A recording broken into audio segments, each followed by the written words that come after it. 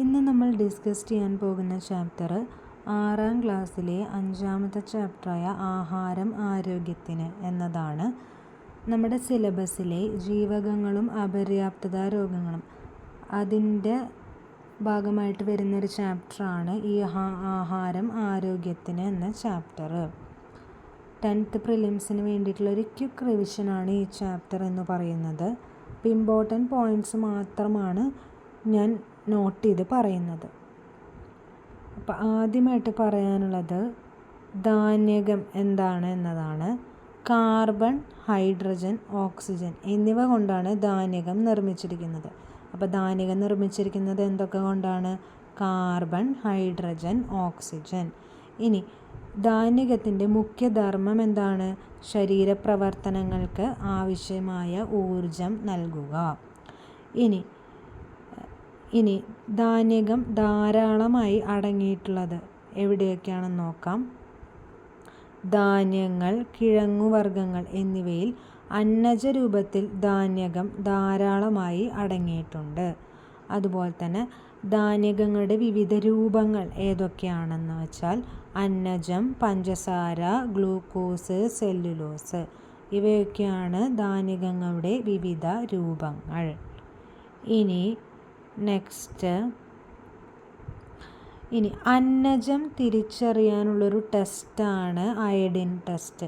അതിൻ്റെ എക്സ്പെരിമെൻ്റൊക്കെ ഇതിൽ പറയുന്നുണ്ട്, അതിലോട്ട് ഞാൻ കടക്കുന്നില്ല. അപ്പോൾ അയഡിൻ ടെസ്റ്റ് എങ്ങനെയാണ്? അന്നജം അയഡിൻ ലായനിയുമായിട്ട് പ്രവർത്തിക്കുമ്പോൾ ഉണ്ടാകുന്ന നിറമാണ് കടും നീല നിറം. അപ്പോൾ അന്നജം തിരിച്ചറിയാനുള്ള ടെസ്റ്റാണ് അയഡിൻ ടെസ്റ്റ്. ഇനി വളർച്ച അല്ലെങ്കിൽ പ്രോട്ടീൻ അല്ലെങ്കിൽ മാംസ്യം അതിനെക്കുറിച്ച് നോക്കാം. ശരീരനിർമ്മിതിക്കും വളർച്ചയ്ക്കും സഹായകമായ പ്രധാന ആഹാര ഘടകമാണ് പ്രോട്ടീൻ.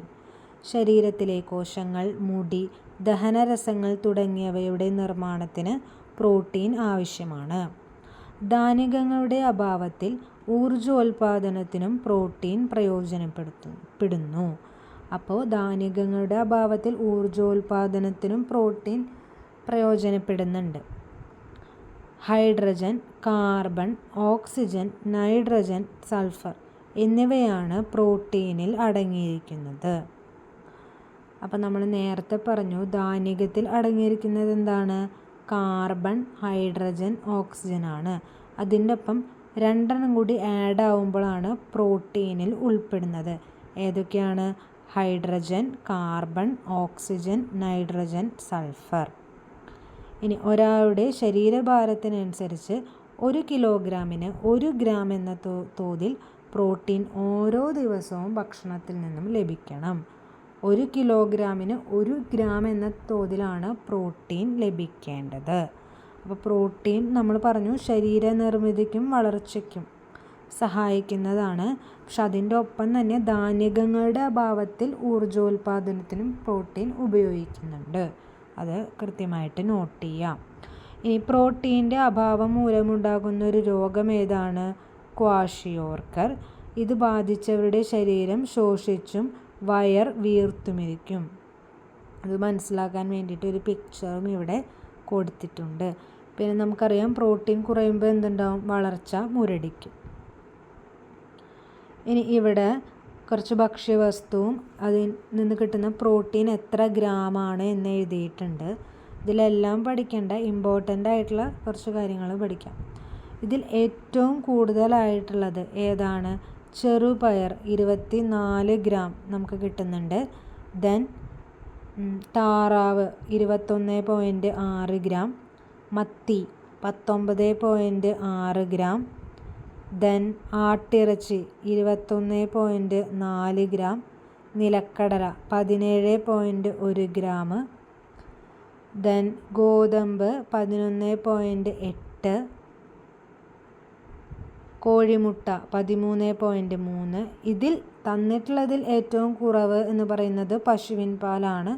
3.2 ഗ്രാം മാത്രമാണ് അതിൽ പ്രോട്ടീൻ ഉൾപ്പെടുന്നത്.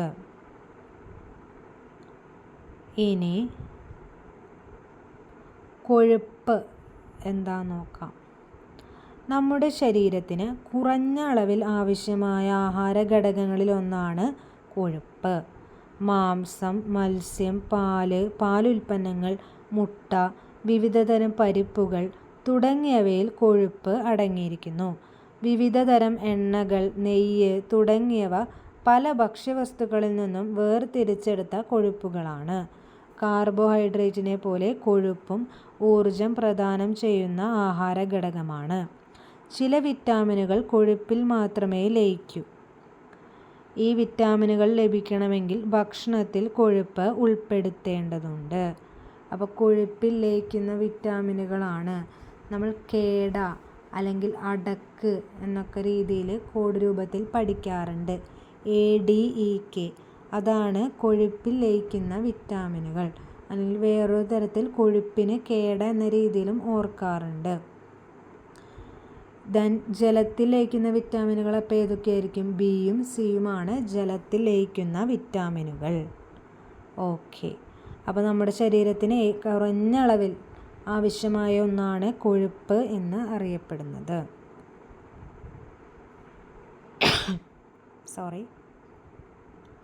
ഇനി ഇവിടെ കൊഴുപ്പും കൊളസ്ട്രോളും. കൊഴുപ്പിൻ്റെ ഒരു രൂപമാണ് കൊളസ്ട്രോൾ എന്ന് പറയുന്നത്. ഭക്ഷണത്തിൽ നിന്നും ലഭിക്കുന്നത് കൂടാതെ ശരീരം സ്വയം കൊളസ്ട്രോൾ നിർമ്മിക്കുന്നുണ്ട്. കൊളസ്ട്രോൾ അധികമായാൽ എന്ത് സംഭവിക്കും?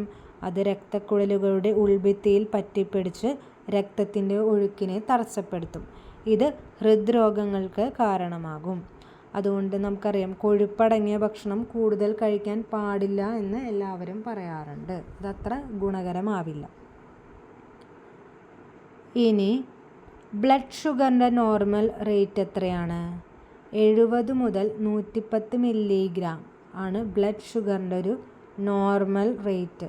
കൊളസ്ട്രോളിൻ്റെ നോർമൽ റേറ്റ് എത്രയാണ്? അപ് ടു 200 മില്ലിഗ്രാം ആണ് കൊളസ്ട്രോളിൻ്റെ നോർമൽ റേറ്റ്. ഇനി നമുക്ക് ജീവകങ്ങൾ അല്ലെങ്കിൽ വൈറ്റമിൻസ് എന്താണെന്ന് നോക്കാം. ഇന്ത്യൻ മെഡിക്കൽ ഗവേഷണ കൗൺസിൽ ശുപാർശ ചെയ്തിരിക്കുന്നത് പ്രായപൂർത്തിയായ ഒരു ഇന്ത്യക്കാരൻ ദിവസം 295 ഗ്രാം പച്ചക്കറികൾ ഭക്ഷിക്കണമെന്നാണ്. എന്നാൽ ഇന്ത്യയിൽ ശരാശരി 135 ഗ്രാം പച്ചക്കറികൾ മാത്രമേ ഭക്ഷണത്തിൽ ഉൾപ്പെട്ടിട്ടുള്ളൂ. കേരളത്തിൽ ഒരാൾ ശരാശരി 50 ഗ്രാം പച്ചക്കറികൾ ആണ് ഒരു ദിവസം കഴിക്കുന്നത്. അപ്പോൾ ഇന്ത്യൻ മെഡിക്കൽ ഗവേഷണ കൗൺസിലിൻ്റെ അതുപ്രകാരം എത്രയാണ് കഴിക്കേണ്ടത്? 295 ഗ്രാം പച്ചക്കറികളാണ് കഴിക്കേണ്ടത്. ഇനി ആരോഗ്യം എന്താണെന്ന് നോക്കാം. ശരിയായ ആരോഗ്യത്തിനും സുഗമമായ ശാരീരിക പ്രവർത്തനങ്ങൾക്കും ഒഴിച്ചുകൂടാനാവാത്ത ആഹാര ഘടകങ്ങളാണ് വിറ്റാമിനുകളും ധാതുലവണങ്ങളും. ഇവ കുറഞ്ഞ അളവിലേ നമ്മുടെ ശരീരത്തിന് ആവശ്യമുള്ളൂ. പഴങ്ങൾ, പച്ചക്കറികൾ, പാല്, മുട്ട, ഇലക്കറികൾ തുടങ്ങിയവ വിറ്റാമിനുകളുടെയും ധാതുലവണങ്ങളുടെയും കലവറയാണ്.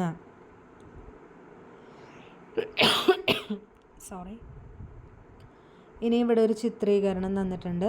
ഒരുപാട് ക്വസ്റ്റ്യൻസ് ഈ ചിത്രീകരണത്തിൽ നിന്ന് ചോദിച്ചിട്ടുണ്ട്. അപ്പോൾ ആദ്യം നമുക്ക് വൈറ്റമിൻ ഡി നോക്കാം.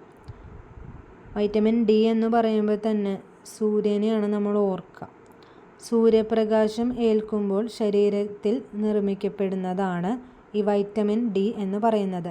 സൺഷൈൻ വിറ്റാമിൻ എന്ന പേരിലും ഇത് അറിയപ്പെടുന്നുണ്ട്. എല്ലുകളുടെയും പല്ലുകളുടെയും ആരോഗ്യം, കാൽസ്യം, ഫോസ്ഫറസ് എന്നിവയുടെ ആഗിരണത്തിന് ഉപയോഗിക്കുന്നത് വൈറ്റമിൻ ഡി ആണ്. പാലുൽപ്പന്നങ്ങളിലൊക്കെ വൈറ്റമിൻ ഡി ഉണ്ട്. ഇനി വൈറ്റമിൻ ഇ. നാഡികളുടെയും ചുവന്ന രക്താണുക്കളുടെയും ആരോഗ്യത്തിനാണ് വൈറ്റമിൻ ഇ. അത് കാണുന്നത് സസ്യങ്ങളിലാണ് കൂടുതലായിട്ട് കാണുന്നത്. Then vitamin K. K4 കട്ട എന്ന രീതിയിൽ നമ്മൾ പഠിക്കാറുണ്ട്. മുറിവുണ്ടാകുമ്പോൾ രക്തം കട്ടപിടിക്കാൻ സഹായിക്കുന്നതാണ് വൈറ്റമിൻ കെ എന്ന് പറയുന്നത്. ക്യാബേജ്, ചീര, കോളിഫ്ലവർ ഇവയിലൊക്കെ വൈറ്റമിൻ കെ സുലഭമായിട്ടുണ്ട്. ഇനി വൈറ്റമിൻ സി. ത്വക്ക്, പല്ല്, മോണ, രക്തകോശങ്ങൾ എന്നിവയുടെ ആരോഗ്യത്തിന് വേണ്ടിയിട്ടുള്ളതാണ് വൈറ്റമിൻ സി എന്ന് പറയുന്നത്. അത് കൂടുതലായിട്ട് കാണപ്പെടുന്നത് പഴങ്ങൾ, നെല്ലിക്ക, മുരിങ്ങയില, പപ്പായ ഇതിലൊക്കെയാണ് വൈറ്റമിൻ സി കൂടുതലായിട്ടും ഉള്ളത്. ഇനി വൈറ്റമിൻ ബി. ധാന്യങ്ങൾ, പ്രോട്ടീൻ എന്നിവ ശരീരത്തിൽ പ്രയോജനപ്പെടുത്തൽ, ചുവന്ന രക്താണുക്കളുടെ നിർമ്മാണം, ത്വക്കിൻ്റെ ആരോഗ്യത്തിനൊക്കെ ഉപയോഗിക്കുന്നതാണ് വൈറ്റമിൻ ബി. അത് കൂടുതലായിട്ട് ധാന്യങ്ങളുടെ തവിടിൽ, മുട്ട, പാൽ, ചേമ്പില ഇവയിലാണ് വൈറ്റമിൻ ബി കൂടുതലായിട്ടും കാണുന്നത്. ഇനി വൈറ്റമിൻ എ. അത് കണ്ണ്, ത്വക്ക്, മുടി എന്നിവയുടെ ആരോഗ്യത്തിനാണ് വൈറ്റമിൻ എ ഉള്ളത്. അത് കൂടുതലായിട്ട് കാണുന്നത് ക്യാരറ്റ്, ചേര, പാലുൽപ്പന്നങ്ങൾ, കരൾ, പയറില, ചേമ്പില, മുരിങ്ങയില ഇതിലൊക്കെയാണ് കൂടുതലായിട്ടും വൈറ്റമിൻ എ സുലഭമായിട്ട് ഉള്ളത്.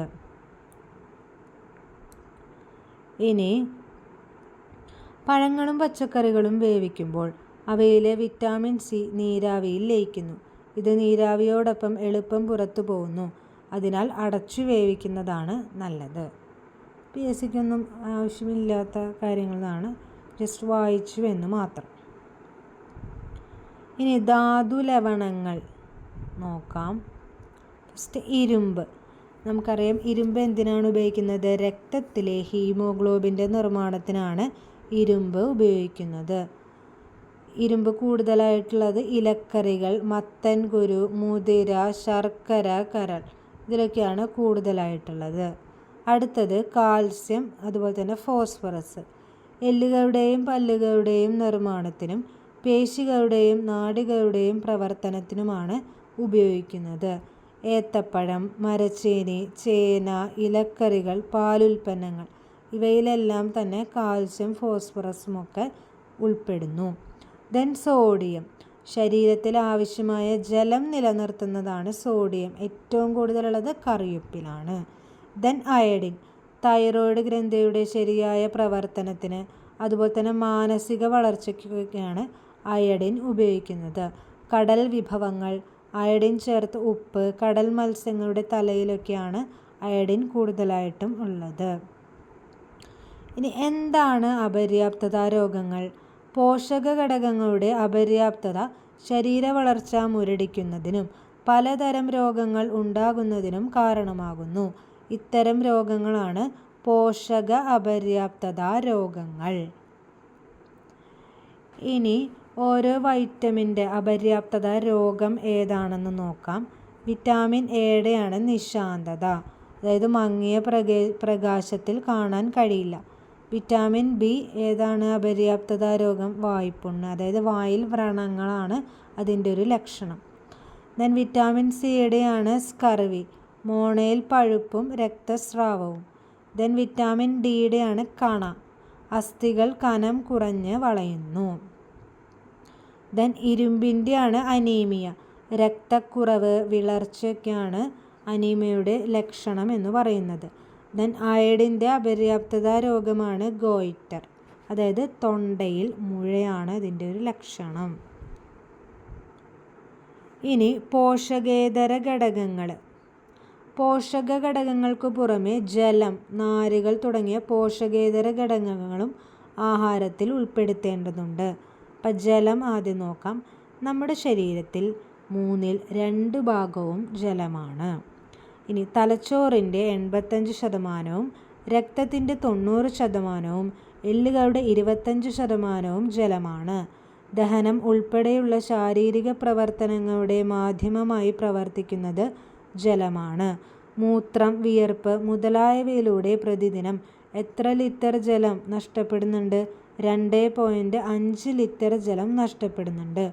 സോ ധാരാളം ശുദ്ധജലം കുടിക്കേണ്ടതാണ് അല്ലേ? അപ്പോൾ നമ്മുടെ ശരീരത്തിൻ്റെ 2/3 ജലമാണ്. തലച്ചോറിൻ്റെ എത്ര ശതമാനമാണ്? 85% ജലം. രക്തത്തിൻ്റെ ആണെങ്കിൽ 90%, എല്ലുകളുടെ ആണെങ്കിൽ 25%. ഇനി മൂത്രം, വിയർപ്പ് മുതലായവയിലൂടെ എത്ര ലിറ്റർ ജലമാണ് നഷ്ടപ്പെടുന്നത്? 2.5 ലിറ്റർ ജലം. ഇതൊക്കെ സ്റ്റേറ്റ്മെൻറ്റ് രൂപത്തിൽ വരാവുന്ന ക്വസ്റ്റ്യൻസ് ആണ്. ഇനി നാരുകൾ സസ്യാഹാരത്തിലൂടെ ലഭിക്കുന്നതും എന്നാൽ ശരീരത്തിന് ദഹിപ്പിക്കാൻ കഴിയാത്തതുമായ ഒരു തരം ധാന്യകമാണ് നാരുകൾ. ഇവ പ്രധാനമായും സെല്ലുലോസ് കൊണ്ടാണ് നിർമ്മിച്ചിരിക്കുന്നത്. ശരീരത്തിന് പോഷക ഘടകങ്ങൾ നൽകുന്നില്ലെങ്കിലും നാരുകൾ വൻകുടലിലെ വിസർജ്യ വസ്തുക്കളുടെ സഞ്ചാരത്തെ സുഗമമാക്കുന്നു. തവിടടങ്ങിയ ധാന്യങ്ങൾ, ഇലക്കറികൾ, പച്ചക്കറികൾ, വാഴയുടെ തണ്ട്, വാഴക്കൂമ്പ് എന്നിവ നാരുകളുടെ കലവറയാണ്. ഓക്കെ, ഇനി നോക്കാനുള്ളത് സമീകൃതാഹാരം എന്താണെന്ന് നോക്കാം. ശരീരത്തിനു വേണ്ട എല്ലാ പോഷക ഘടകങ്ങളും ആവശ്യമായ അളവിൽ അടങ്ങിയിരിക്കുന്ന ഭക്ഷണത്തെയാണ് സമീകൃത ആഹാരം എന്ന് പറയുന്നത്. അതായത് ബാലൻസ്ഡ് ഡയറ്റ്. ഇനി കിഴങ്ങുകളും അതിലോരോ വൈറ്റമിൻസ് എത്രത്തോളം ഉണ്ട്, അതുപോലെ തന്നെ ധാതു ലവണങ്ങൾ എത്രത്തോളം ഉണ്ട് എന്നൊരു ബോക്സ് തന്നിട്ടുണ്ട്. ഇത് അത്ര ഇമ്പോർട്ടൻ്റ് അല്ല. ഇനി ഓക്കെ, അപ്പോൾ ഇത്രയുമാണ് ഈ പാഠത്തിൽ ഡിസ്കസ് ചെയ്യാനുള്ളത്. വളരെ ഇമ്പോർട്ടൻ്റ് ആയിട്ടുള്ള ഒരു ചാപ്റ്ററാണ്. ഓക്കെ, നല്ലൊരു റിവിഷനായി എന്ന് ഞാൻ വിചാരിക്കുന്നു. Okay, thank you.